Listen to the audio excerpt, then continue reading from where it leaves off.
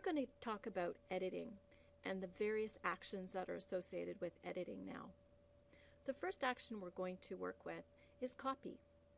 So you need to select your source before you actually paste it to your destination. Your source could be one cell or a number of cells. In this example, we're going to select more than one cell, A4 down to A8.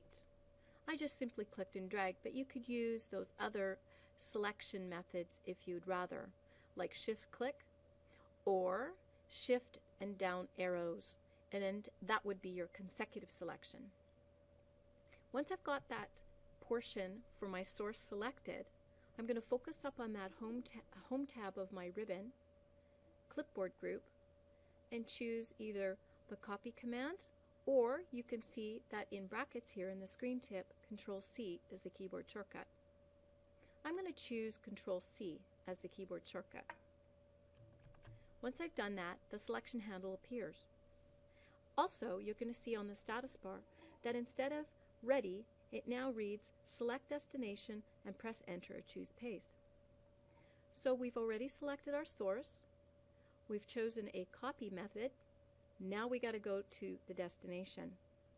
We're going to still stay in the file called Budget, but go to sheet number 3, though you certainly could paste this source in another spreadsheet in another file. I'm going to paste starting in G8 so that that source is going to be copied starting in G8. Back on the Home tab, Clipboard group, you're going to see the Paste command. We've got Control-V as the keyboard shortcut indicated in the screen tip. So I'm going to use Control-V as the keyboard shortcut, seeing how I use Control-C for copy to start off with. Control-V. A few things have happened. Firstly, you can see that now we've got some content starting in G8.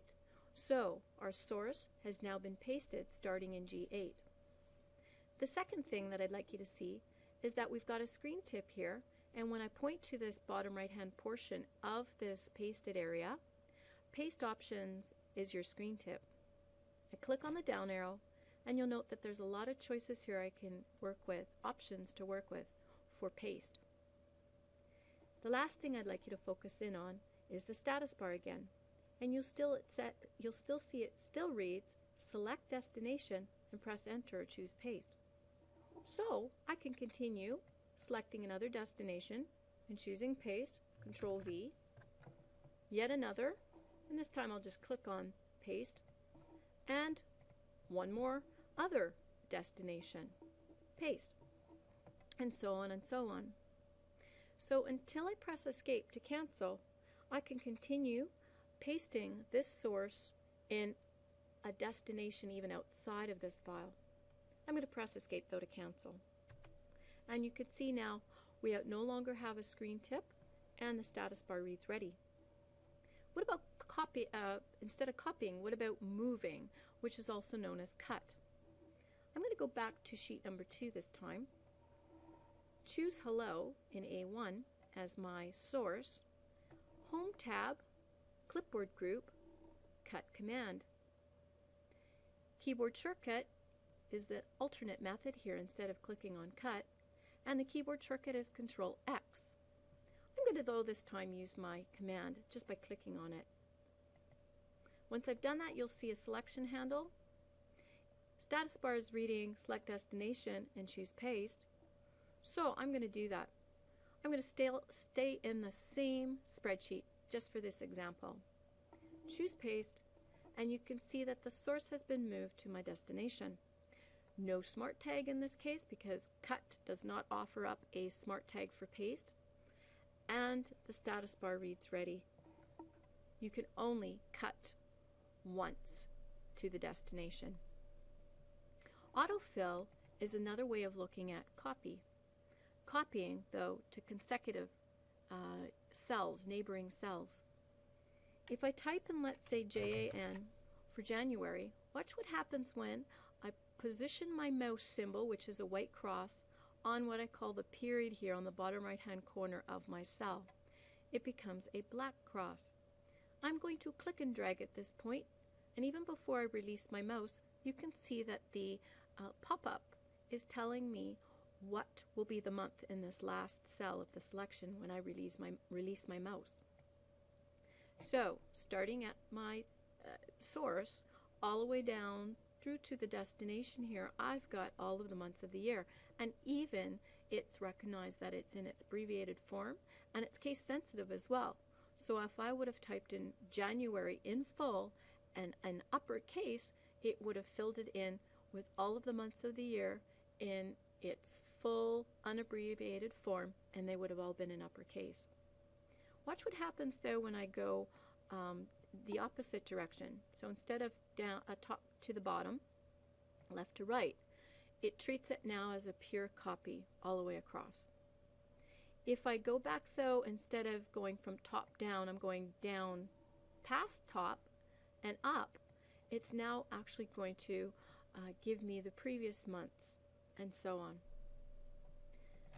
Days of the week is another pattern that Excel understands. So if I type in Monday and then I autofill, let's say to the right, you'll see that once I release my mouse, I've got the days of the week in these selected cells.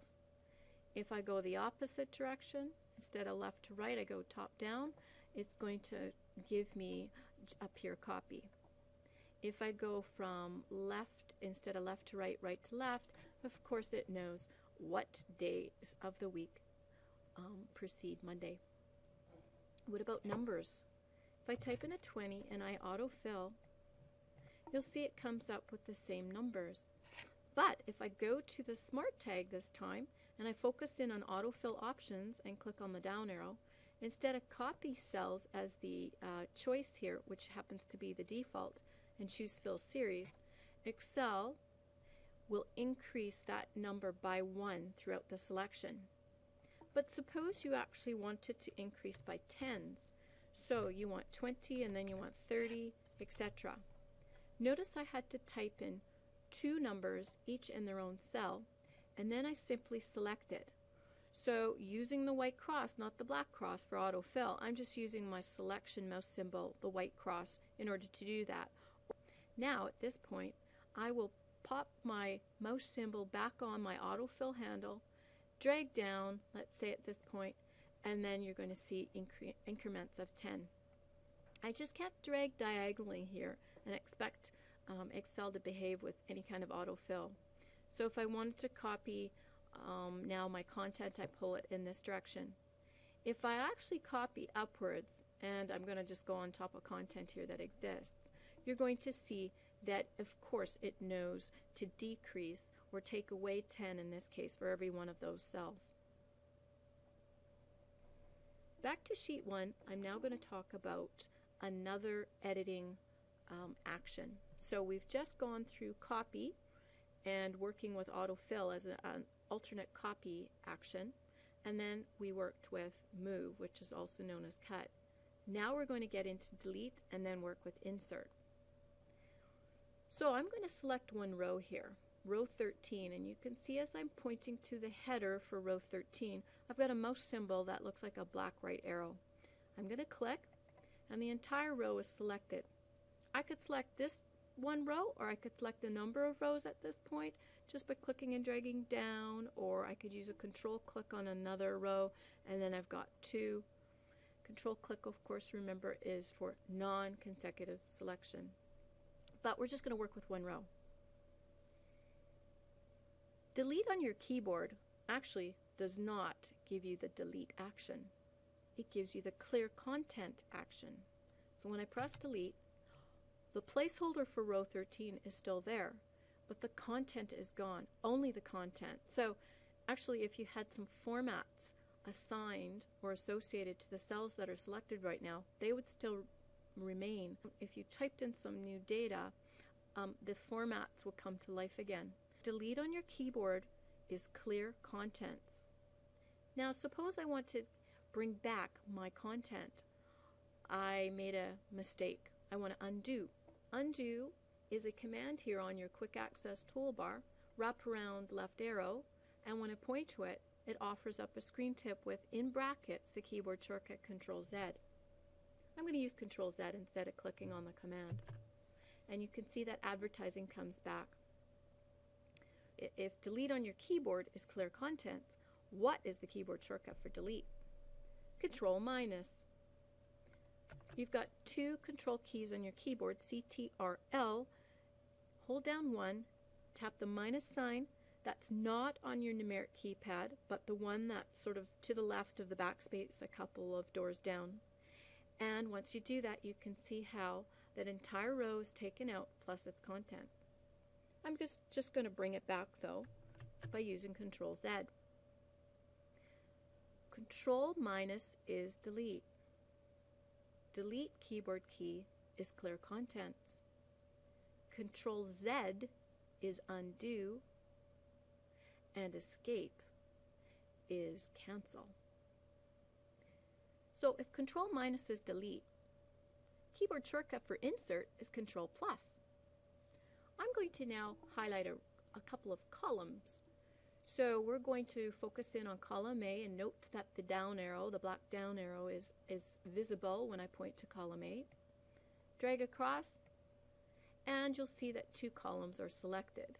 Though I could have clicked here and done a shift click, or I could have clicked and used my shift right arrow if I wanted to instead. Control+, using the plus sign that's directly to the left of the backspace key, you'll note that the plus sign is actually the shifted equal sign.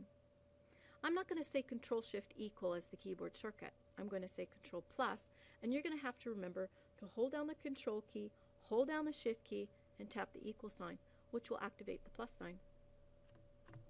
Once I do that, you can see two brand new columns are in the place of where the old two columns were, and all the content is shifted over to the right.